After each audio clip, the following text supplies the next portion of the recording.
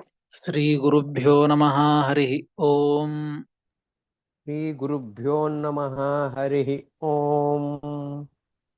नारायणाय परिपूर्णगुणार्णवाय नारायणाय परिपूर्णगुणार्णवाय विश्वोदयस्थितिलयोन्नियतिप्रदाय विश्वोदयस्थितिलयोन्नियतिप्रदाय ज्ञानप्रदाय विबुधासुरसौख्यदुःख ज्ञानप्रदाय विबुधासुरसौख्यदुःख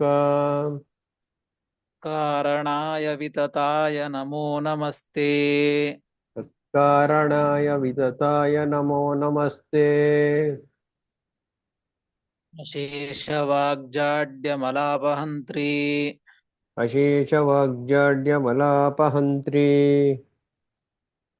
नवं नवं स्पष्टसुवाक्प्रदायिनी नवं नवं स्पष्टसुवाक्प्रदायिनी मीह जिह्वाग्रसुरङ्गनर्तकी ममेह जिह्वाग्रसुरङ्गनर्तकी प्रसन्ना वदने च मे श्रीः। भवप्रसन्ना वदने च मे श्रीः।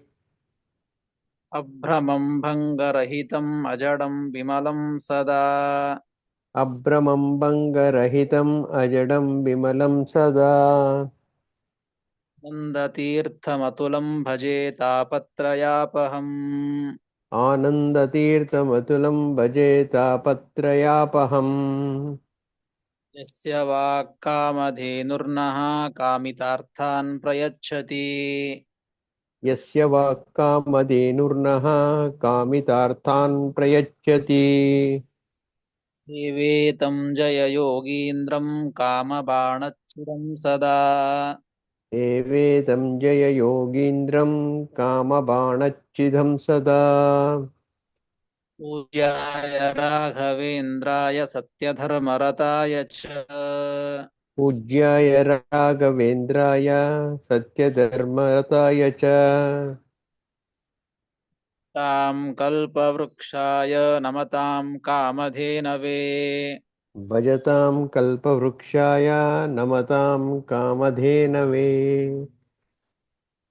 सत्याभिघ्नकराब्जोत्थान् पञ्चाशद्वर्षपूजकान् सत्याविघ्नकराब्जोत्थान् पञ्चाशद्वर्षपूजकान् यप्रमोदतीर्थार्यान् नौमिन्यायसुधारतान् सत्यप्रमोदतीर्थार्यान् नौमि न्यायसुधारतान् पादमौलिपर्यन्तं गुरूणाम् आकृतिं स्मरेत् आपादमौलिपर्यन्तं गुरूणाम् आकृतिं स्मरेत् येन विघ्नाः प्रणश्यन्ति सिद्ध्यन्ति च मनोरथाः।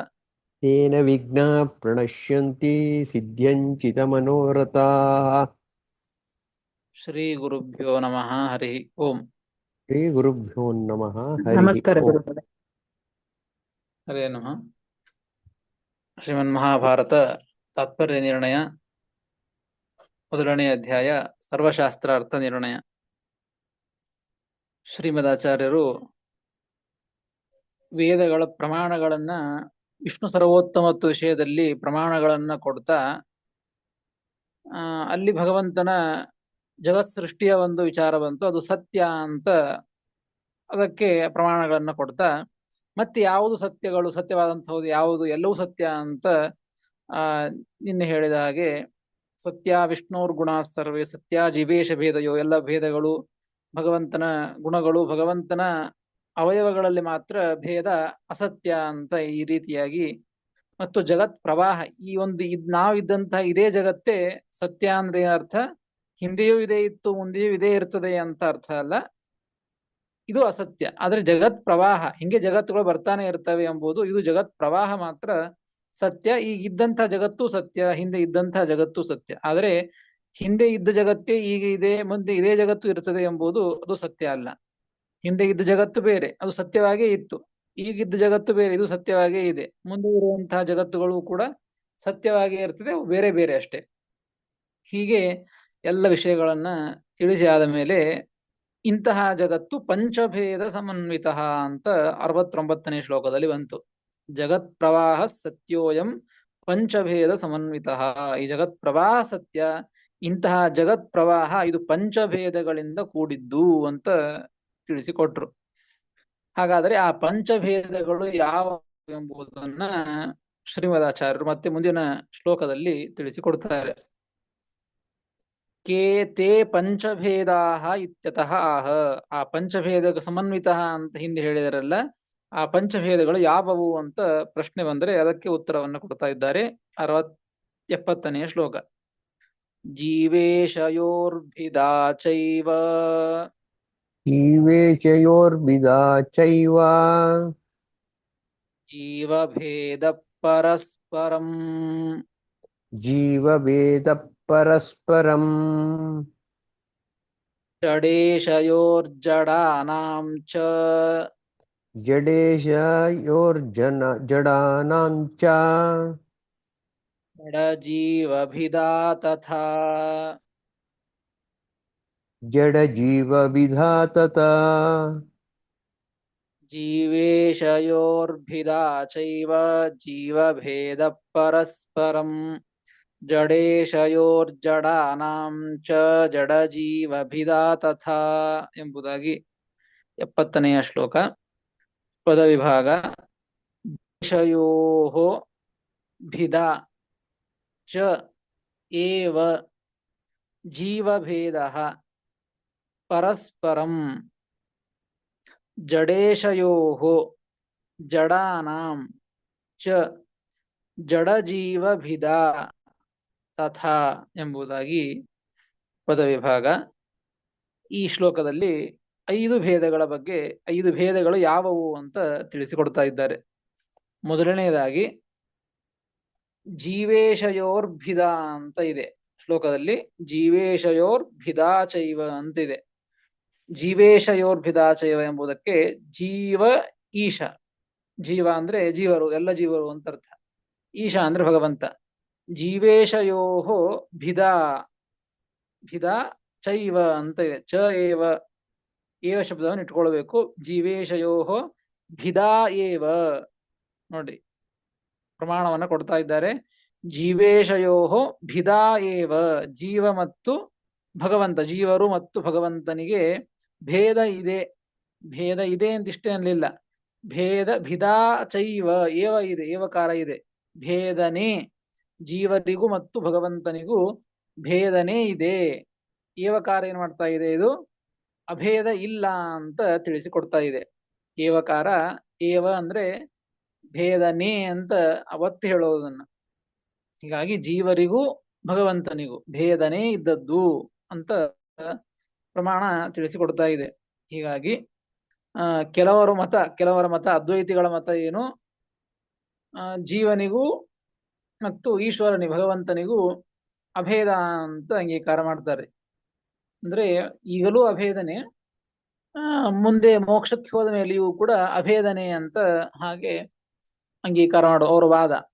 ಹೀಗಾಗಿ ಅದನ್ನೂ ಕೂಡ ಇಲ್ಲಿ ಭೇದ ಏವ ಭಿದಾ ಏವ ಅಂತ ಹೇಳ್ತಾ ಇದ್ದರಿಂದಾಗಿ ಅಭೇದ ಇಲ್ಲ ಅಂತ ಅದನ್ನ ಖಂಡನೆ ಮಾಡಿದಂತೆ ಆಗ್ತದೆ. ಮತ್ತಷ್ಟೇ ಅಲ್ಲ, ಕೆಲವರ ವಾದ, ವಿಶಿಷ್ಟಾದ್ವೈತಿಗಳ ವಾದ ಭೇದಾಭೇದವನ್ನು ಒಪ್ತಾರೆ.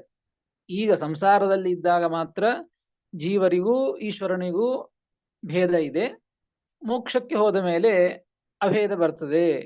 ಹಾಗಾದ್ರೆ ಈಗ ಇಲ್ಲಿ ಭೇದ, ಮುಂದೆ ಅಭೇದ. ಹೀಗಾಗಿ ಒಟ್ಟಾರೆ ಜೀವರಿಗೂ ಭಗವಂತನಿಗೆ ಏನು ಅಂದ್ರೆ ಭೇದಾಭೇದ. ಈಗ ಭೇದ, ಮುಂದೆ ಅಭೇದ ಅಂತ ಹೀಗೆ ಭೇದಾಭೇದವನ್ನು ಒಪ್ಪುವಂತಹ ವಾದಿಗಳು. ಆದರೆ ಶ್ರೀಮದಾಚಾರ್ಯರು ತಿಳಿಸ್ತಾರೆ, ಯಾವುದೇ ಪ್ರಸಂಗದಲ್ಲಿ ಆಗಲಿ, ಈಗಾಗಲಿ ಮೋಕ್ಷಕ್ಕೆ ಹೋದಾದ ಮೇಲೆ ಆಗಲಿ, ಸರ್ವಥಾ ಅಭೇದ ಇಲ್ಲ. ಇಲ್ಲೂ ಅಭೇದ ಇಲ್ಲ, ಮೋಕ್ಷಕ್ಕೆ ಹೋದ ಮೇಲೂ ಅಭೇದ ಇಲ್ಲ. ಭೇದ ಏವ ಅಂತ ಈಗ ಜೀವರಿಗೂ ಮತ್ತು ಭಗವಂತನಿಗೂ ಯಾವಾಗಲೂ ಕೂಡ ಭೇದನೇ ಇದ್ದದ್ದು ಹೊರತು ಅಭೇದನೂ ಇಲ್ಲ, ಭೇದಾಭೇದವೂ ಇಲ್ಲ ಎಂಬುದನ್ನ ತಿಳಿಸಿಕೊಡ್ತಾ ಇದ್ದಾರೆ. ಹಾಗಾದರೆ ಒಟ್ಟು ನಮಗೆ ಒಂದನೆಯ ಪಂಚಭೇದಗಳಲ್ಲಿ ಮೊದಲನೆಯ ಭೇದ ಯಾವುದು ಅಂದ್ರೆ ಜೀವೇಶಯೋರ್ಭಿದಾ ಏವ, ಭಗವಂತನಿಗೂ ಜೀವರಿಗೂ ಭಗವಂತನಿಗೂ, ಜೀವರಿಗೂ ಭಗವಂತನಿಗೂ ಇರುವಂತಹ ಭೇದ, ಇದು ಒಂದನೆಯ ಭೇದ. ಇನ್ನು ಏವಕಾರ ಸರ್ವತ್ರ ಇತ್ಯನ್ವಯ. ಏವಕಾರ ನೋಡಿ, ಚೈವ ಅಂತಿದೆಯಲ್ಲ, ಏವ ಅಂತಿದೆ. ಈ ಏವಕಾರವನ್ನ ಎಲ್ಲ ಕಡೆಗೆ ಇಟ್ಕೊಳ್ಬೇಕು. 5 ಭೇದ ಅಂತ ಹೇಳ್ತಾ ಇದೆ. ಅದು ಆ ಏವಕಾರವನ್ನು ಎಲ್ಲ ಕಡೆ ಹಚ್ಕೊಳ್ಬೇಕು. ಭೇದವೇ ಅಂತ ಅರ್ಥ ಮಾಡಿಕೊಳ್ಬೇಕು ಅಂತ ಅರ್ಥ. ಜೀವರಿಗೂ ಭಗವಂತನಿಗೂ ಭೇದವೇ ಅಂತ ಈಗ ಅರ್ಥ ಮಾಡಿಕೊಂಡಂತೆ ಮುಂದೆ ಎಲ್ಲ ಕಡೆಗೂ ಕೂಡ ಅದೇ ರೀತಿ ಏವಕಾರವನ್ನ ಇಟ್ಟುಕೊಳ್ಳಬೇಕು ಅಂತ ಟಿಪ್ಪಣಿಕಾರರು ತಿಳಿಸಿಕೊಡ್ತಾರೆ. ಇನ್ನ ಚಶಬ್ದ ತಥಾ ಶಬ್ದ ಸಮುಚ್ಚಯೇ, ಅದೇ ರೀತಿಯಾಗಿ ಚಶಬ್ದ ಮತ್ತು ತಥಾ ಶಬ್ದಗಳ ಎರಡೂ ಕೂಡ ಸಮುಚ್ಚಯ ಅರ್ಥದಲ್ಲಿ, ಅಂದ್ರೆ ಜೀವ ಈಶ್ವರಿಗೆ ಭೇದ ಅಂತಂದ್ರೆ ಯಾವುದೋ ಒಬ್ಬ ಜೀವನಿಗೂ ಈಶ್ವರನಿಗೂ ಭೇದ ಅಂತ ಅರ್ಥ ಅಲ್ಲ. ಸಮುದಾಯ ಸಮುಚ್ಚಯ, ಎಲ್ಲ ಜೀವರಿಗೂ ಮತ್ತು ಭಗವಂತನಿಗೂ ಭೇದನೆ ಅಂತ ಅರ್ಥವನ್ನ ತಿಳಿಸಿಕೊಡುವುದಕ್ಕಾಗಿ ಚ ಮತ್ತು ತಥಾ ಶಬ್ದಗಳನ್ನ ಇಲ್ಲಿ ಪ್ರಯೋಗ ಮಾಡಿದ್ದು.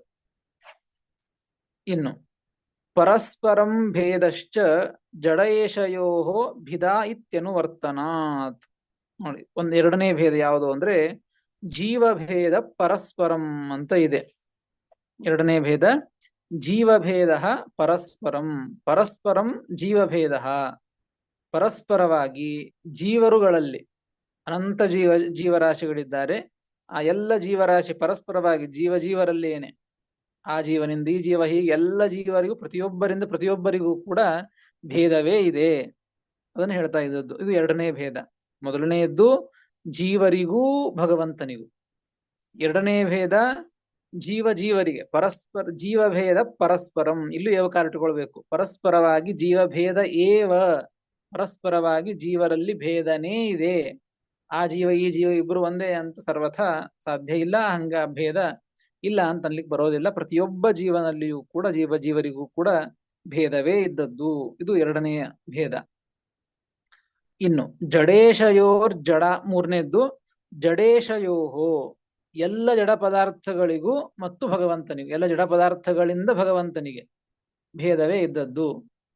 ಜಡೇಶಯೋಹೋ ಅಂತ ಇಷ್ಟೇ ಇದ್ದದ್ದು ಶ್ಲೋಕದಲ್ಲಿ. ಮೂರನೇ ಪಾದ ಜಡೇಶಯೋಹೋ, ಭೇದ ಅಂತ ಶಬ್ದ ಇಲ್ಲ. ಅದನ್ನ ಮತ್ತೊಂದು ಬಾರಿ ಅದನ್ನ ಇಟ್ಟುಕೊಳ್ಬೇಕು. ಜಡೇಶಯೋಹೋ ಭೇದ ಏವ ಅಂತ ಇಟ್ಟುಕೊಳ್ಬೇಕು.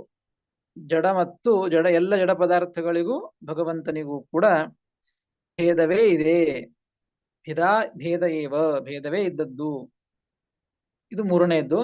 ಇನ್ನು ನಾಲ್ಕನೆಯದ್ದು ಮುಂದೆ ಇದೆ ಜಡಾನಾಂಚ ಅಂತ ಇದೆ.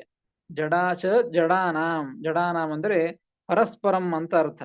ಪರಸ್ಪರಂ ಜಡಾನಾಂ, ಹೆಂಗ್ ಪರಸ್ಪರಂ ಜೀವಾನಾಂ ಅಂತ ಇತ್ತು, ಜೀವಭೇದ ಅಂತ ಇತ್ತು, ಹಂಗೆ ಪರಸ್ಪರವಾಗಿ ಜಡಾನಾಂ ಭೇದ. ಪರಸ್ಪರವಾಗಿ ಈ ಒಂದು ಜಡ ವಸ್ತುವಿನಿಂದ ಮತ್ತೊಂದು ಜಡ ವಸ್ತುವಿಗೆ, ಕಲ್ಲು ಮಣ್ಣು ಅಂತ ಇಟ್ಕೊಳ್ಳಿ, ಅಥವಾ ಕಲ್ಲು ಅಂತ ಇಟ್ಕೊಳ್ಳಿ, ಎಲ್ಲ ಜಡ ವಸ್ತುಗಳೇ. ಆ ಒಂದು ಕಲ್ಲಿಗೂ ಈ ಒಂದು ಕಲ್ಲಿಗೂ ಭೇದ ಇದೆ. ಎರಡು ಕಲ್ಲು ಒಂದೇ ಆಗ್ಲಿಕ್ಕೆ ಸಾಧ್ಯ ಇಲ್ಲ. ಒಂದೇ ತರಹ ಇರಬಹುದು. ಮನೆಯಲ್ಲಿ ನಾವು ಟೈಲ್ಸ್ ಹಾಕ್ಸಿರ್ತೇವೆ, ಡಿಸೈನ್ ಸೇಮ್ ಇರುತ್ತೆ. ಎರಡು ಕಲ್ಲು ಒಂದೇ ಅಂತ ಹಂಗ್ ಬಳಸ್ತಾ ವಾಕ್ಯ ಪ್ರಯೋಗ ಮಾಡ್ತೇವೆ ಅಂದ್ರೆ ಎರಡಕ್ಕೂ ಅಭೇದ ಅಂತ ಅರ್ಥ ಅಲ್ಲ. ಎರಡಕ್ಕೂ ಅಭೇದ ಅಂತ ಅರ್ಥ ಅಲ್ಲ. ಒಂದೇ ಅಂದ್ರೆ ಒಂದೇ ತರಹದ್ದು ಇದೆ ಹೊರತು ಎರಡು ಒಂದೇ ಅಲ್ಲ. ಎರಡು ಒಂದೇ ಇದ್ರೆ ಒಂದೇ ಜಾಗದಾಗ ಇರ್ಬೇಕಾಗಿತ್ತು, ಎರಡು ಜಾಗದಾಗ ಯಾಕಿರ್ತಿತ್ತು. ಹೀಗಾಗಿ ಬೇರೆ ಬೇರೆ ಸ್ಥಳದಲ್ಲಿ ಇದೆ ಅಂದ ಮೇಲೆ ಅದು ಬೇರೆ ಬೇರೆನೆ ಅಂತ ಅರ್ಥ ಅದು. ಹೀಗಾಗಿ ಜಡಗಳಲ್ಲಿಯೂ ಕೂಡ ಭೇದವೇ ಇದ್ದದ್ದು. ಇದು ನಾಲ್ಕನೆಯ ಭೇದ.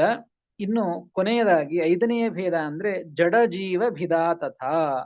ಜಡ ಮತ್ತು ಜೀವ, ಜಡಕ್ಕೂ ಅಂದ್ರೆ ಎಲ್ಲ ಜಡ ಪದಾರ್ಥಗಳಿಗೂ ಎಲ್ಲ ಜೀವರಿಗೂ ಕೂಡ ಭೇದವೇ ಇದೆ ಎಂಬುದು ಕೂಡ ಇದು ಐದನೆಯ ಭೇದ ಎಂಬುದಾಗಿ ಈ ರೀತಿಯಾಗಿ ಪ್ರಧಾನವಾಗಿ ಗುಂಪು ಸಮುದಾಯವನ್ನ ಇಟ್ಟುಕೊಂಡು ಹೇಳಿದರೆ 5 ಭೇದಗಳನ್ನು ನಾವು ತಿಳಿಯಲಿಕ್ಕೆ ಆಗ್ತದೆ. ಇಲ್ಲದೆ ಹೋದರೆ ಪ್ರತ್ಯೇಕವಾಗಿ ಇಟ್ಟುಕೊಂಡು ಹೋದ್ರೆ ಅನಂತ ಭೇದಗಳು. ಅದನ್ನೆಲ್ಲ ಹೇಳ್ತಾ ಇಲ್ಲ, ಕೇವಲ ಇಲ್ಲಿ ಸಮುದಾಯವನ್ನ ಇಟ್ಟುಕೊಂಡು ಹೇಳ್ತಾ ಇದ್ದದರಿಂದಾಗಿ ಪಂಚಭೇದಗಳು ಆಗ್ತವೆ. ಅದನ್ನೇ ನಿನ್ನೆ 69ನೇ ಶ್ಲೋಕದಲ್ಲಿ ಟಿಪ್ಪಣಿಕಾರರು ತಿಳಿಸಿಕೊಟ್ಟದ್ದು. ಭೇದಾನಾಂ ಅನಂತತ್ವೇಪಿ, ಭೇದಗಳು ಅನಂತ ಇದ್ದರೂ ಕೂಡ ರಾಶ್ಯಪೇಕ್ಷೆಯ, ರಾಶಿ ಅಂದ್ರೆ ಗುಂಪು ಸಮುದಾಯದ ಅಪೇಕ್ಷೆಯಿಂದಾಗಿ ಪಂಚಭೇದ ಸಮನ್ವಿತ ಅಂತ ಹೇಳಿದ್ದು ಅಂತ ಉತ್ತರ ಕೊಟ್ಟಿದ್ದು. ಹೀಗಾಗಿ ಸಮುದಾಯವನ್ನು ಇಟ್ಟುಕೊಂಡು ಹೇಳ್ತಾ ಇದ್ದುದರಿಂದಾಗಿ ಈ ರೀತಿಯಾಗಿ 5 ಭೇದಗಳನ್ನ ತಿಳಿದುಕೊಳ್ಳಬೇಕು ಅಂತ ತಿಳಿಸಿಕೊಡ್ತಾ ಇದ್ದಾರೆ ಶ್ರೀಮದಾಚಾರ್ಯರು. ಇಲ್ಲಿ ತಾಮ್ರಪರ್ಣಿ ಆಚಾರ್ಯರು ಅಂತ ಟಿಪ್ಪಣಿ ಬರೆದಿದ್ದಾರೆ. ಕೆಲವೊಂದು ಶ್ಲೋಕಗಳಿಗೆ ಮಾತ್ರ ಟಿಪ್ಪಣಿಯನ್ನ ಬರೆದಿದ್ದಾರೆ. ಒಂದು ಪ್ರಶ್ನೆಯನ್ನ ಮಾಡಿಕೊಂಡು ಅವರು ಉತ್ತರವನ್ನು ಕೊಟ್ಟಿದ್ದಿಲ್ಲಿ. ಪಂಚಭೇದ ಅಂತ ಆ, ಎಲ್ಲರೂ ಕೂಡ ಅಂಗೀಕಾರ ಮಾಡಿದ್ದು ದ್ವೈತಿಗಳು, ಅದು ಎಲ್ಲ ಕಡೆಗೂ ಪ್ರಸಿದ್ಧವಾದಂತಹದ್ದು. ಆದರೆ ಇನ್ನೊಂದು ಪ್ರಶ್ನೆ ಯಾರ ತಲೆಗೆ ಬಂದಿರೋದಿಲ್ಲ, ಅದನ್ನು ಪ್ರಶ್ನೆ ಮಾಡಿಕೊಂಡು ಉತ್ತರವನ್ನು ಕೊಡ್ತಾ ಇದ್ದಾರೆ. ಈಗ ನೋಡಿ, ಆ ಜೀವರು ಅಂತಂದ್ರೆ ಜೀವೋತ್ತಮರು ವಾಯುದೇವರು. ಹೀಗಾಗಿ ಅಂದ್ರೆ ಅವರು ಜೀವರಲ್ಲಿ ಸೇರಿಕೊಳ್ಳೋದು, ಜೀವರಲ್ಲಿ ಉತ್ತಮರು ಅಂತ ವಾಯುದೇವರು. ಇನ್ನ ಆ ಎಲ್ಲ ವಾಯುದೇವರನ್ನ ಹಿಡಿದುಕೊಂಡು ಎಲ್ಲ ಜೀವರು, ಆ ಎಲ್ಲ ಜೀವರಿಗೂ ವಾಯುದೇವರು ಹಿಡ್ಕೊಂಡು ಎಲ್ಲ ಜೀವರಿಗೂ ಕೂಡ ಮತ್ತು ಭಗವಂತನಿಗೂ ಭೇದ ಇದೆ, ಮತ್ತು ಎಲ್ಲ ಜಡ ಪದಾರ್ಥಗಳಿಗೂ ಭಗವಂತನಿಗೂ ಭೇದ ಇದೆ. ಪರಸ್ಪರ ಜಡಗಳಲ್ಲಿ ಭೇದ, ಪರಸ್ಪರ ವಾಯುದೇವರ ಹಿಡ್ಕೊಂಡು ಎಲ್ಲ ತೃಣಜೀವದವರೆಗೂ ಪರಸ್ಪರ ಭೇದ ಅಂತ ಹೀಗೆ 5 ಭೇದಗಳು ಹೇಳಿ ಆಯ್ತು. ಆದ್ರೆ ಲಕ್ಷ್ಮೀದೇವಿ ಇದ್ದಾಳೆ. ಲಕ್ಷ್ಮೀದೇವಿ ನೋಡಿ, ವಾಯು ಜೀವೋತ್ತಮ ಅಂತ ಹೇಳೋದು. ಲಕ್ಷ್ಮೀದೇವಿ ಮತ್ತೆ ಜೀವೋತ್ತಮ ಅಂತ ಹೇಳ್ಬೇಕಾದ್ರೆ ವಾಯುದೇವರನ್ನ, ಲಕ್ಷ್ಮೀದೇವಿಯನ್ನ ಈಶಾ ಅಂತ ಅನ್ಲಿಕ್ಕೆ ಬರೋದಿಲ್ಲ. ಲಕ್ಷ್ಮೀದೇವಿ ಭಗವಂತ ಈಶಾ, ಈಶಾ ಅಂದ್ರೆ ಭಗವಂತ, ಲಕ್ಷ್ಮೀದೇವಿ ಭಗವಂತನ ಪತ್ನಿ.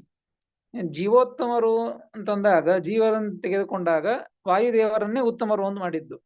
ಹಾಗಾದರೆ ಲಕ್ಷ್ಮೀದೇವಿ ಒಬ್ಬಳು ಉಳಿದ್ಲು. ಲಕ್ಷ್ಮೀದೇವಿಗೂ ಭಗವಂತನಿಗೂ ಭೇದ ಇದ್ದೇ ಇದೆ. ಬರೇ ಜೀವರಿಗೂ ಭಗವಂತನಿಗೂ ಭೇದ, ಜೀವರಿಗೂ ಭೇದ, ಜೀವಕ್ಕೂ ಜಡಕ್ಕೂ ಭೇದ, ಜಡಕ್ಕೂ ಪರಮಾತ್ಮನಿಗೂ ಭೇದ ಅಂತ ಹೇಳಿಬಿಟ್ರೆ ಲಕ್ಷ್ಮೀದೇವಿ ಎಲ್ಲರಿಂದಲೂ ಅಭಿನ್ನ ಅಂತ ಆಗ್ಬೇಕಾಗ್ತದೆ. ಭಗವಂತನಿಗೂ ಲಕ್ಷ್ಮೀದೇವಿಗೂ ಭೇದ ಇಲ್ವಾ? ಹಾಗಾದರೆ ಲಕ್ಷ್ಮೀದೇವಿಗೂ ಜಡಕ್ಕೂ ಭೇದ ಇಲ್ವಾ? ಲಕ್ಷ್ಮೀದೇವಿಗೂ ಜೀವರಿಗೂ ಭೇದ ಇಲ್ವಾ? ಇದ್ದೇ ಇದೆ. ಅಂದ್ರೆ ಹಾಗಾದ್ರೆ ಎಷ್ಟಾಗ್ಬೇಕಾಗಿತ್ತು? ಹಾಗಾದ್ರೆ 8 ಮುಖ್ಯವಾಗಿ ಇಟ್ಟುಕೊಂಡರೂ ಕೂಡ 8 ಭೇದ ಆಗಬೇಕು. ಹೇಗೆ ಭಗವಂತನ ಜೊತೆಗೆ ಜೀವ ಮತ್ತು ಜಡಗಳಿಗೆ ಇಟ್ಕೊಂಡಾಗ 3 ಭೇದ, 2 ಭೇದ, ಈ ಕಡೆ ಜಡಗಳಲ್ಲಿ 1 ಭೇದ, ಜೀವರಲ್ಲಿ ಭೇದ, ಜೀವ ಜಡಕ್ಕೆ ಭೇದ ಅಂತ ಹೀಗೆ 5 ಆಯಿತು. ಲಕ್ಷ್ಮೀದೇವಿಯನ್ನು ಇಟ್ಕೊಂಡಾಗ ಮತ್ತೆ ಲಕ್ಷ್ಮೀದೇವಿಗೂ ಭಗವಂತನಿಗೂ ಇರುವಂತಹ ಒಂದು ಭೇದ, ಇನ್ನು ಎಲ್ಲ ಜೀವರಿಗೂ ಲಕ್ಷ್ಮೀದೇವಿಗೂ ಭೇದ, ಎಲ್ಲ ಜಡಕ್ಕೂ ಲಕ್ಷ್ಮೀದೇವಿಗೂ ಭೇದ, ಮತ್ತೆ ಎಕ್ಸ್ಟ್ರಾ 3 ಭೇದಗಳಾಗ್ತವೆ. ಅಂದ್ರೆ 8 ಭೇದ ಅಂತ ಹೇಳಬೇಕಾಗಿತ್ತು. ಮತ್ತೆ 5 ಪಂಚಭೇದ ಅಂತ ಹೇಗೆ ಅಂತ ಪ್ರಶ್ನೆ ಮಾಡಿಕೊಂಡು ಉತ್ತರವನ್ನು ಕೊಟ್ಟದ್ದು.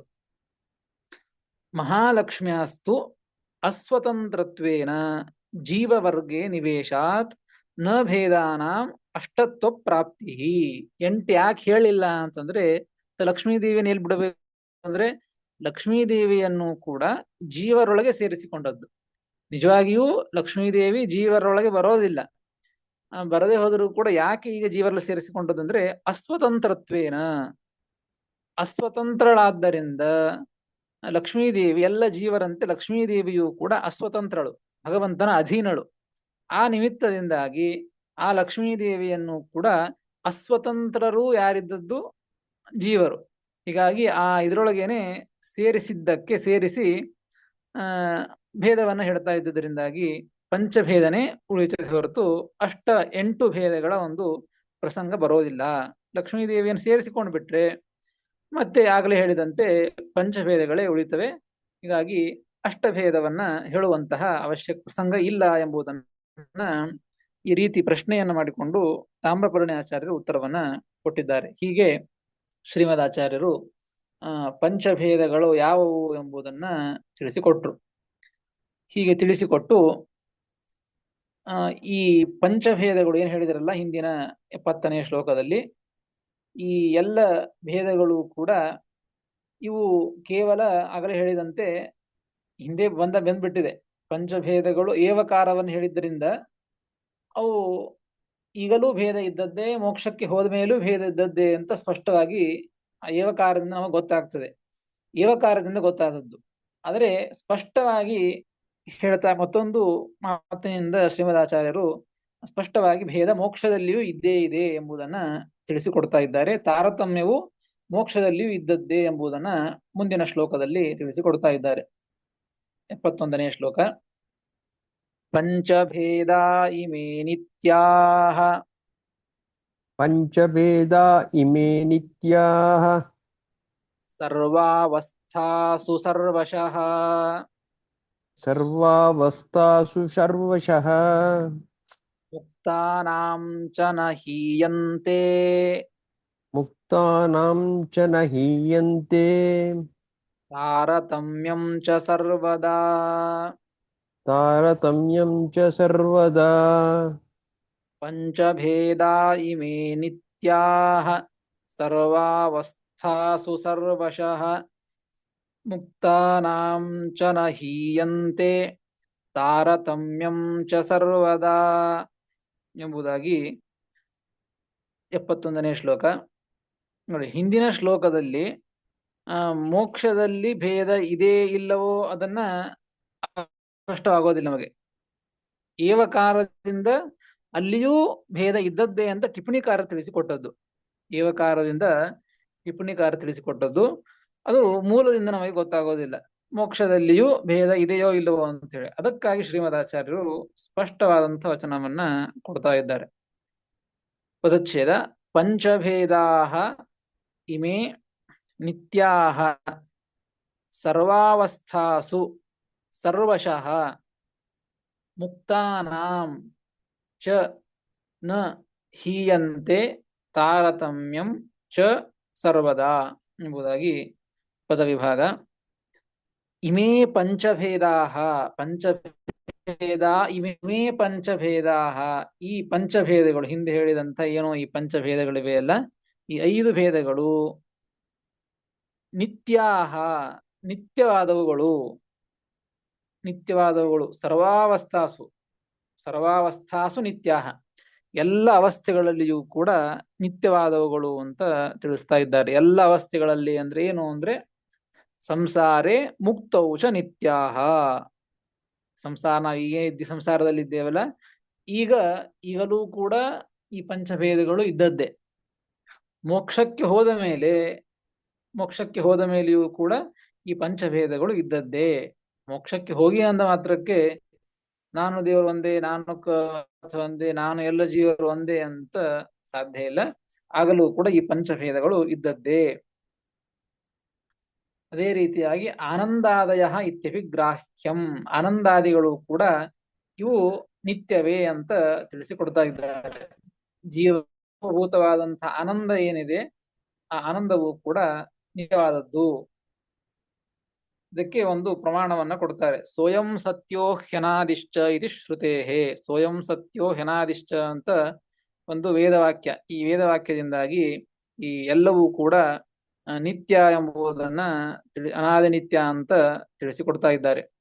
ಭೇದ ಅನಾದಿ ನಿತ್ಯ. ಇದು ಹಿಂದೆ ಅನಾದಿ ಕಾಲದಿಂದ, ಇವತ್ತು ಭೇದ ಶುರು ಆಯಿತು ಇವತ್ತಿಗೆ ಮುಗಿತದೆ ಅಂತ ಇಲ್ಲ. ಅನಾದಿ ಕಾಲದಿಂದ ಎಲ್ಲ ಜೀವರಿಗೂ, ಜಡ ಪದಾರ್ಥಗಳಿಗೂ, ಭಗವಂತನಿಗೂ, ಪರಸ್ಪರ ಜೀವ ಜಡಗಳಲ್ಲಿಯೂ ಕೂಡ ಭೇದ ಇದ್ದದ್ದೇ, ಅನಂತ ಕಾಲದವರೆಗೂ ಇದ್ದೇ ಇರ್ತದೆ ಎಂಬುದು ವೇದ ತಿಳಿಸಿಕೊಡ್ತಾ ಇದೆ. ಹೀಗಾಗಿ ಪಂಚಭೇದ ಇಮೇ ನಿತ್ಯಾಹ ಸರ್ವಾವಸ್ಥಾಸು ಸರ್ವಶಃ. ಈ ಎಲ್ಲ ಪಂಚಭೇದಗಳು ಕೂಡ ಎಲ್ಲ ಅವಸ್ಥೆಗಳಲ್ಲಿ, ಸಂಸಾರಾವಸ್ಥೆಯಲ್ಲಾಗಲಿ ಮುಕ್ತಿ ಅವಸ್ಥೆಯಲ್ಲಾಗಲಿ ಎಲ್ಲದರಲ್ಲಿಯೂ ಕೂಡ ಇದು ನಿತ್ಯವಾಗಿ ಇದ್ದದ್ದು, ಯಾವಾಗಲೂ ಇದ್ದದ್ದು ಅಂತ ತಿಳಿಸಿ, ಬ್ರಹ್ಮಣ ಸಾಯುಜ್ಯ ಕಥನಾತ್ ಮುಕ್ತ ಬ್ರಹ್ಮಣ ಐಕ್ಯಂ ಸ್ಯಾದಿತ್ಯತಃ ಆಹ. ಬ್ರಹ್ಮದೇವರಿಗೆ ಸಾಯುಜ್ಯ ಮೋಕ್ಷ ಅಂತ ಪ್ರಶ್ನೆ ಮಾಡ್ತಾ ಇದ್ದಾರೆ. ಮುಂದಿನ 2 ಪಾದಗಳಿಗೆ ಪ್ರಶ್ನೆ ಮಾಡಿ ಉತ್ತರವನ್ನು ಕೊಡ್ತಾ ಇದ್ದಾರೆ. ಬ್ರಹ್ಮದೇವರಿಗೆ ಸಾಯುಜ್ಯ ಮೋಕ್ಷವನ್ನ ಹೇಳಿದ್ದರಿಂದಾಗಿ ಮುಕ್ತ ಬ್ರಹ್ಮಣ ಐಕ್ಯಂ ಸ್ಯಾ ಇತ್ಯತಃ ಆಹ. ಮುಕ್ತರಾದಂತಹ ಬ್ರಹ್ಮದೇವರಿಗೂ ಭಗವಂತನಿಗೂ ಐಕ್ಯ ಬರ್ತದೇನು, ಐಕ್ಯ ಹೇಳಬೇಕೇನು ಅಂತ ಪ್ರಶ್ನೆ ಮಾಡಿದರೆ ಅದಕ್ಕೆ ಹೇಳ್ತಾ ಇದ್ದಾರೆ, ಮುಕ್ತಾನಾಂ ಸರ್ವಶಃ ಅಂತ ಶಬ್ದವನ್ನ ಹೇಳಿದ್ದು. ಸರ್ವಶಃ ಅಂದ್ರೆ ಸರ್ವೇಶಾಂ ಅಂತ ಅರ್ಥ. ಉಳಿದ ಸಾಮಾನ್ಯ ಮುಕ್ತರಿಗೆ ಐಕ್ಯ ಇಲ್ಲ, ಭೇದನೆ ಇದೆ. ಆದ್ರೆ ಚತುರ್ಮುಖ ಬ್ರಹ್ಮದೇವ ಭಗವಂತನಿಗೆ ಮೋಕ್ಷ ಆದ ಮೇಲೆ ಐಕ್ಯ ಬರ್ತದೆ ಅಂತಂದ್ರೆ ಹಾಗೇನಿಲ್ಲ. ಸರ್ವಶಃ ಅಂದ್ರೆ ಸರ್ವೇಶಾಂ ಮುಕ್ತಾನ. ಯಾರ್ಯಾರು ಮುಕ್ತರು ಅಂತಿದ್ದಾರೋ, ಚತುರ್ಮುಖ ಬ್ರಹ್ಮದೇವರು ಮುಕ್ತರಾಗಿದ್ದಾರೆ ಅಂದ ಮಾತ್ರಕ್ಕೆ ಅವರೇನ್ ದೇವರಿಂದ ಐಕ್ಯವನ್ನ ಹೊಂದೋದಿಲ್ಲ. ಮುಕ್ತಾನಾಂ ಸರ್ವೇಶಾಂ ಮುಕ್ತಾನಾಂ ಭೇದಾಹ ನ ಹೀಯಂತೆ ನ ನಶ್ಯಂತಿ ಇತ್ಯರ್ಥ. ನ ಹೀಯಂತೆ ಮುಕ್ತಾನಾಂ ನ ಹೀಯಂತೆ ಅಂತ ಇದೆ ಮೂಲದಲ್ಲಿ, ಶ್ಲೋಕದಲ್ಲಿ. ಮುಕ್ತಾನ ನ ಹೀಯಂತೆ. ಈ ಮಾತು ಯಾಕೆ ಆಡಿದ್ರು ಶ್ರೀಮದಾಚಾರ್ಯರು ಈ ಪ್ರಶ್ನೆಗೆ? ಚತುರ್ಮುಖ ಬ್ರಹ್ಮದೇವರು ಐಕ್ಯವನ್ನು ಹೊಂತಾರೆ ಏನೋ ಅಂತಂದ್ರೆ ಮೋಕ್ಷಕ್ಕೆ ಹೋದ ಮೇಲೆ ಮುಕ್ತಾನ ಸರ್ವಶಃ ಮುಕ್ತಾನ ಎಲ್ಲ ಮುಕ್ತರಿಗೂ ಕೂಡ ಈ ಭೇದ ಎಂಬುದು ನಾಶವಾಗೋದಿಲ್ಲ. ಮೋಕ್ಷಕ್ಕೆ ಹೋದ ಮೇಲೆ ಎಲ್ಲ ಮುಕ್ತರಿಗೂ ಕೂಡ ಭೇದ ಇದ್ದದ್ದೇ. ಚತುರ್ಮುಖ ಬ್ರಹ್ಮದೇವರು ಮೋಕ್ಷಕ್ಕೆ ಹೋದ ಮೇಲೆಯೂ ಅವರಿಗೂ ಭಗವಂತನಿಗೂ ಭೇದವೇ ಇರುತ್ತದೆ ಹೊರತು ಸರ್ವಥ ಅಭೇದ ಐಕ್ಯ ಬರೋದಿಲ್ಲ ಎಂಬುದನ್ನ ತಿಳಿಸಿಕೊಡ್ತಾ ಇದ್ದಾರೆ ಶ್ರೀಮದಾಚಾರ್ಯರು. ಅಥವಾ ಯದ್ವಾ ಇಮೇ ಪಂಚಭೇದಾ ಸರ್ವಾವಸ್ಥಾಸು, ಎಲ್ಲಾ ಅವಸ್ಥೆಗಳಲ್ಲಿಯೂ ಇದ್ದದ್ದೇ ಅಂತ ಮೇಲೆ ಹೇಳಿದ್ರಲ್ಲ. ಪಂಚಭೇದ ಇಮೇ ನಿತ್ಯಾಹ ಸರ್ವಾವಸ್ಥಾಸು ಅಂತಂದ್ರೆ ಮೊದಲಿಗೆ ಅರ್ಥ ಮಾಡಿದ್ದುದಕ್ಕೆ ಸಂಸಾರಾವಸ್ಥೆಯಲ್ಲಿ ಮತ್ತು ಮುಕ್ತಿ ಅವಸ್ಥೆಯಲ್ಲಿ ಯಾವಾಗಲೂ ಭೇದ ಇದ್ದದ್ದೇ ಅಂತ ಹೇಳಿದ್ರು. ಸರ್ವಾವಸ್ಥಾಸು ಎಂಬುದಕ್ಕೆ ಅರ್ಥ ಏನು ಅಂದ್ರೆ ಸೃಷ್ಟಿ ಪ್ರಳಯ ಪಾಲನಾದ್ಯವಸ್ಥಾಸು ಅಂತ ಅರ್ಥ ಮಾಡ್ತಾ ಇದ್ದಾರೆ. ಸೃಷ್ಟಿ ಕಾಲದಲ್ಲೇ ಆಗಲಿ, ಪ್ರಳಯ ಕಾಲದಲ್ಲೇ ಆಗಲಿ, ಈ ಸ್ಥಿತಿ ಕಾಲದಲ್ಲೇ ಆಗಲಿ, ಈ ಎಲ್ಲ ಅವಸ್ಥೆಗಳಲ್ಲಿಯೂ ಕೂಡ ಈ ಪಂಚಭೇದಗಳು ಇದ್ದದ್ದೇ, ನಿತ್ಯವಾಗಿ ಇದ್ದದ್ದು. ಆನಂದಾದಯಶ್ಚ ಮುಕ್ತಾನಾಂ ಕಥಂ ಇತ್ಯತಃ ಆಹ. ಆನಂದಾದಿಗಳು ಮುಕ್ತರಿಗೆ ಹೇಗರಿ ಅಂತಂದ್ರೆ ಅವು ಕೂಡ ಅಷ್ಟೇ ಅದೇ ರೀತಿಯಾಗಿ ಮುಕ್ತಾನಾಂ ನ ಹೀಯಂತೆ.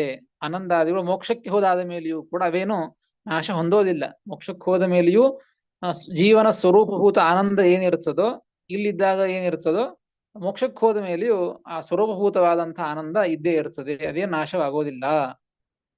ಅದೇ ರೀತಿಯಾಗಿ ತಾರತಮ್ಯಂ ಚ ಸರ್ವದಾ, ತಾರತಮ್ಯವೂ ಕೂಡ ಅದು ನಿತ್ಯ. ತಾರತಮ್ಯವೂ ಕೂಡ ಈಗಷ್ಟೇ ತಾರತಮ್ಯ, ಸಂಸಾರದಲ್ಲಿ ಮಾತ್ರ ಅವ್ರು ದೊಡ್ಡವರು, ಇವ್ರು ಸಣ್ಣವರು, ಹೀಗೆ ಒಂದು ತಾರತಮ್ಯ ಏನಿದೆಯಲ್ಲ ಇದೇ ರೀತಿ ಇರ್ತದೆ ಅಂತ ಅರ್ಥ ಅಲ್ಲ. ಇಲ್ಲಿ ಯಾವ ಜೀವ ಹೇಗಿದ್ದಾನೋ ಗೊತ್ತಿರಲ್ಲ, ಒಳಗಿನ ಜೀವನ ಒಂದು ಸ್ವರೂಪ ಗೊತ್ತಿರೋದಿಲ್ಲ. ಆದರೆ ನಿಜವಾಗಿಯೂ ಕೂಡ ಯಾವ ಜೀವ ಏನೋ ಒಂದು ತಾರತಮ್ಯ ಇದೆ, ಆ ತಾರತಮ್ಯ ಮೋಕ್ಷಕ್ಕೆ ಹೋದ ಮೇಲೆಯೂ ಕೂಡ ತಾರತಮ್ಯ ಇದ್ದೇ ಇರ್ತದೆ. ಅಥವಾ ನಮ್ಮ ಜೀವರಲ್ಲಿ ಗೊತ್ತಾಗೋದಿಲ್ಲ. ಜೀವರೊಳಗೆ ಯಾವ ಜೀವ ಹೇಗಿದ್ದಾನಂತೆ ಗೊತ್ತಾಗೋದಿಲ್ಲ. ಆದ್ರೆ ದೇವತೆಗಳನ್ನ ಇಟ್ಕೊಂಡಾಗ ವಾಯುದೇವರು ಇಟ್ಕೊಳ್ಳಿ, ಬ್ರಹ್ಮದೇವರು, ವಾಯುದೇವರು, ರುದ್ರದೇವರು, ಹೀಗೆ ದೇವತೆಗಳಲ್ಲಿ ತಾರತಮ್ಯ ಗೊತ್ತಿದೆ ನಮಗೆ. ಆ ತಾರತಮ್ಯ ಅವರು ಸಂಸಾರದಲ್ಲೇ ಇದ್ದಾರೆ, ಅವರು ಕೂಡ ಈಗ ಸಂಸಾರದಲ್ಲಿ ಇದ್ದಾರೆ, ತಾರತಮ್ಯ ಗೊತ್ತಿದೆ. ಈಗ ತಾರತಮ್ಯ ವಾಯುದೇವರು ದೊಡ್ಡವರು, ಅವರಿಗಿಂತಲೂ ಕೂಡ ರುದ್ರದೇವರು ಚಿಕ್ಕವರು, ಹೀಗೆ ತಾರತಮ್ಯ ಇದೆ. ಇವರು ಮೋಕ್ಷಕ್ಕೆ ಹೋದ ಮೇಲೆ ಆಗ ತಾರತಮ್ಯ ಹೋಗಿ ಎಲ್ಲರೂ ಸಮಾನರಾಗ್ತಾರೇನೋ ಅಂತಂದ್ರೆ ಅದೂ ಇಲ್ಲ. ಹೆಂಗ ಭೇದವು ಇದು ನಿತ್ಯವಾಗಿದೆಯೋ ಅದೇ ರೀತಿಯಾಗಿ ದೇವತೆಗಳಲ್ಲಿ ತಾರತಮ್ಯ, ಮನುಷ್ಯರಲ್ಲಿ ಇಟ್ಟುಕೊಳ್ಳಬೇಡಿ, ದೇವತೆಗಳಲ್ಲಿ ಮನುಷ್ಯರಲ್ಲಿ ಗೊತ್ತೇ ಆಗೋದಿಲ್ಲ ಏನು ತಾರತಮ್ಯ ಅಂತ ಹೇಳಿ, ದೇವತೆಗಳಲ್ಲಿ ಗೊತ್ತಾಗ್ತದೆ. ಹೀಗಾಗಿ ಆ ದೇವತೆಗಳಲ್ಲಿ ಇರ್ತಕ್ಕಂತಹ ತಾರತಮ್ಯ ಅದು ಮೋಕ್ಷಕ್ಕೆ ಹೋದ ಮೇಲೆಯೂ ಕೂಡ ಅದು ತಾರತಮ್ಯ ಇದ್ದದ್ದೇ. ವಾಯುದೇವರು ಮೋಕ್ಷಕ್ಕೆ ಹೋದ ಮೇಲೆ, ರುದ್ರದೇವರು ಮೋಕ್ಷಕ್ಕೆ ಹೋದ ಮೇಲೆ ಅವರೇನು ಸಮಾನರಾಗೋದಿಲ್ಲ ಮೋಕ್ಷಕ್ಕೆ ಹೋಗಿದ್ದಾರೆ ಅಂತ ಹೇಳಿ. ವಾಯುದೇವರು ಅಲ್ಲಿಯೂ ಉತ್ತಮರೇ, ಇಲ್ಲಿಯೂ ಉತ್ತಮರೇ, ರುದ್ರದೇವರು ಅಲ್ಲಿಯೂ ಚಿಕ್ಕವರೇ, ಇಲ್ಲಿಯೂ ಚಿಕ್ಕವರೇ. ಈ ರೀತಿಯಾಗಿ ಆ ತಾರತಮ್ಯವು ಕೂಡ ನಿತ್ಯವಾಗಿ ಇದ್ದದ್ದು. ಭೇದಸ್ತು ಸರ್ವವಸ್ತೂನಾಂ ಸ್ವರೂಪಂ ನೈಜಮವ್ಯಯಂ ನಷ್ಟಾನಾಪಿ ವಸ್ತೂನಾಂ ಭೇದೋ ನೈವ ವಿನಶ್ಯತಿ. ವಸ್ತುಗಳು ನಷ್ಟವಾದರೂ ಕೂಡ ಈ ಸಂಸಾರಾವಸ್ಥೆಯಲ್ಲಿ ಭೇದ ಮಾತ್ರ ನಷ್ಟವಾಗೋದಿಲ್ಲ. ನೋಡಿ, ವಸ್ತುಗಳು ಇದ್ದಾಗ ಮಾತ್ರ ಭೇದ ಅಂತ ಅರ್ಥ ಅಲ್ಲ, ಜೀವರಿದ್ದಾಗ ಮಾತ್ರ ಭೇದ ಅಂತ ಅರ್ಥ ಅಲ್ಲ. ಈಗ ಇಬ್ಬರು ಜೀವರಿದ್ದಾರೆ ಅಂತಂದ್ರೆ ಇಬ್ಬರು ಜೀವರಲ್ಲಿ ಬದುಕಿದ್ದಾರೆ, ಅವರಲ್ಲಿ ಭೇದ ಇದೆ, ಆ ಜೀವ ಬೇರೆ ಈ ಜೀವ ಬೇರೆ ಅಂತ ಹೇಳಿ. ಹೋದ ಮೇಲೆ ಇಬ್ರು ಒಂದೇ ಅಂತ ಆಗೋದಿಲ್ಲ, ಹೋದ ಮೇಲೆಯೂ ಭೇದ ಇದ್ದದ್ದೇ. ಅದೇ ರೀತಿ ಜಡವಸ್ತುಗಳಲ್ಲಿಯೂ ಅಷ್ಟೇ. ಎರಡು ಕಲ್ಲು ಇವೆ, ಎರಡು ಕಲ್ಲು ನಾಶವಾಗಿವೆ ಅಂದ್ರೆ ಅವು ಇದ್ದಾಗ ಮಾತ್ರ ಭೇದ, ಅವು ನಾಶವಾದ ಮೇಲೆ ಭೇದ ಇಲ್ಲ ಅಂತಲ್ಲ, ಇದ್ದಾಗಲೂ ಭೇದನೇ ಇತ್ತು, ಹೋದ ಮೇಲೆ ಅವು ಬೇರೆ ಬೇರೆಯಾಗಿ ಇರ್ತವೆ. ಹೀಗಾಗಿ ಆಗಲೂ ಕೂಡ ಭೇದವೇ ಇದ್ದದ್ದು ಎಂಬುದನ್ನ ತೈತ್ತರೀಯ ಬ್ರಹ್ಮವಲ್ಲಿಯ ಒಂದು ಪ್ರಮಾಣವನ್ನ ಟಿಪ್ಪಣಿಕಾರರು ತಿಳಿಸಿಕೊಡ್ತಾರೆ. ಇತ್ಯುಕ್ತೇ ಸರ್ವದಾ ಸಂಸಾರೇ ಮುಕ್ತೌಚ ತಾರತಮ್ಯಂ ನ ಹೀಯತೆ ಇತ್ಯರ್ಥಃ. ಈ ಭೇದವಾಗಲಿ ತಾರತಮ್ಯವಾಗಲಿ ಸಂಸಾರದಲ್ಲಿ ಆಗಲಿ ಮುಕ್ತಿಯಲ್ಲಾಗಲಿ ಎಂದಿಗೂ ಕೂಡ ಅದು ನಾಶವಾಗೋದಿಲ್ಲ, ನಿತ್ಯವಾಗಿ ಇರುತ್ತದೆ ಎಂಬುದನ್ನ ಶ್ರೀಮದಾಚಾರ್ಯರು ಈ ಶ್ಲೋಕಗಳಿಂದ ತಿಳಿಸಿಕೊಟ್ಟಿದ್ದಾರೆ. ಮುಂದಿನ ಶ್ಲೋಕಗಳಲ್ಲಿ ತಾರತಮ್ಯವನ್ನ ತಿಳಿಸಿಕೊಡ್ತಾರೆ. ಯಾರ್ಯಾರಲ್ಲಿ ಹೇಗೆ ತಾರತಮ್ಯ ಇದೆ, ಯಾರು ದೊಡ್ಡವರು ಯಾರು ಚಿಕ್ಕವರು ಎಂಬುದನ್ನ ಎಲ್ಲ ತಾರತಮ್ಯವನ್ನು ಕೂಡ ಮತ್ತೆ ಮುಂದಿನ ಶ್ಲೋಕಗಳಲ್ಲಿ ತಿಳಿಸಿಕೊಡ್ತಾರೆ. ಅದನ್ನು ಮತ್ತೆ ನಾಳೆ ತಿಳಿಯೋಣ ಅಂತ ಹೇಳ್ತೇನೆ. ಕೃಷ್ಣಾರ್ಪಣಮಸ್ತು. ಹರಯೇ ನಮಃ.